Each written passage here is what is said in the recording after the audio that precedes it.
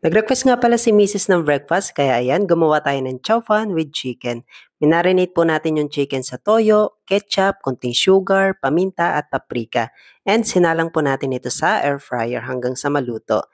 Ito nga pala yung mga ingredients na gagamitin natin sa paggawa ng breakfast. Sa mainit na pan, maglagay ng konting mantika. Igisa po natin itong bawang.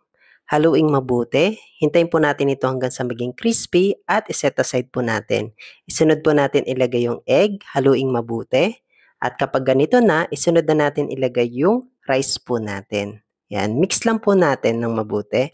Maglagay naman tayo dito ng konting salt, konting toyo, at ilagay na rin natin dito yung mga green peas po natin, carrots, at ng corn. Ayan, mix natin at kapag luto na, pwede na natin ilagay yung spring onion at yung crispy garlic natin. Ayan guys, ito na siya. Kaya tara, kain mga ka-first bite!